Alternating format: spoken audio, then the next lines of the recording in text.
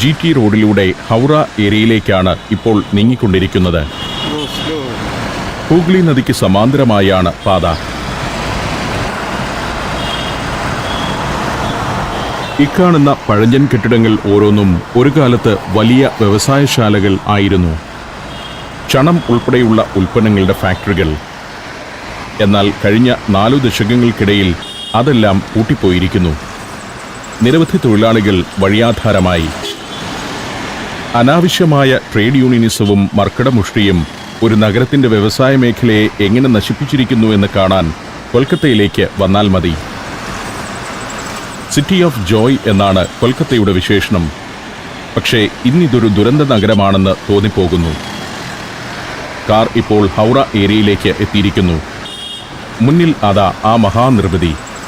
കൊൽക്കത്തയുടെ പ്രതീകമായി ചിത്രങ്ങളിലും മറ്റും നാം കണ്ടിട്ടുള്ള ഹൗറ പാലം. ഏതാണ്ട് 3/4 കിലോമീറ്ററോളം വീതിയുള്ള ഹൂഗ്ലി നദിയുടെ 2 കരയിൽ മാത്രം താങ്ങുകളോടെ നിൽക്കുന്ന പാലമാണിത്. 2 കരയിൽ മാത്രം തൂണുകളുള്ള സസ്പെൻഷൻ ബ്രിഡ്ജ് അല്ലാത്ത ഉരുക്കുപാലം എന്നതാണ് ഇതിന്റെ പ്രത്യേകത. ഒരു അത്ഭുത നിർമ്മിതി തന്നെയാണിത്. 1943 ഇത് കമ്മീഷൻ ചെയ്യപ്പെട്ടത്. സ്റ്റീൽ ഗർഡറുകൾ കൊണ്ട് മാത്രം നിർമ്മിച്ചിരിക്കുന്ന കാൻഡിലീവർ ബ്രിഡ്ജുകളിൽ ലോകത്ത് ഏറ്റവും തിരക്കേറിയതാണ് ഹൗറ പാലം. പ്രതിദിനം 1 ലക്ഷം വാഹനങ്ങളും 1.5 ലക്ഷം കാൽനട യാത്രക്കാരും ഈ പാലത്തിലൂടെ കടന്നു പോകുന്നുണ്ടെന്നാണ് കണക്ക്. കൊൽക്കത്ത നഗരം ഹൂഗ്ലി നദിക്കപ്പുറം ഇന്ത്യയുടെ മെയിൻ ലാൻഡിൽ നിന്ന് വിട്ടുമാറിയെന്നോണം കിടക്കുകയാണ്. നദിയുടെ കിഴക്കുവശത്തുള്ള ആ നഗരത്തെ ഇന്ത്യയുടെ മറ്റു ഭാഗങ്ങളുമായി ബന്ധിപ്പിക്കുന്നത് ഈ പാലമാണെന്ന് പറയാം. അതുകൊണ്ട് തന്നെ ഏറ്റവും ബലത്തിലും വിശാലതയിലുമാണ് ബ്രിട്ടീഷുകാർ പാലം നിർമ്മിച്ചത്. 705 മീറ്റർ നീളവും 71 അടി വീതിയും 82 മീറ്റർ ഉയരവുമുള്ള പാലം.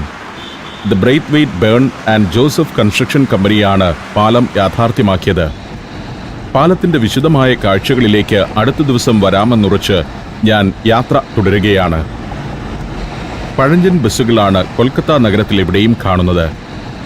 നഗരത്തിന്റെ പ്രാകൃത ഭാവത്തിനു ചേരുന്ന ബസ്സുകൾ. കെട്ടിടങ്ങളുടെ അവസ്ഥ ഇതാണ്. നഷ്ടപ്രതാപത്തിന്റെ ഓർമ്മകൾ പേറിയെന്നോണം ആകെ മുഷിഞ്ഞ് അവയങ്ങനെ നിലകൊള്ളുന്നു. ഹൗറ പാലം ഇറങ്ങി വരുന്നത് നഗരത്തിന്റെ പ്രധാന ഭാഗത്തേക്കാണ്.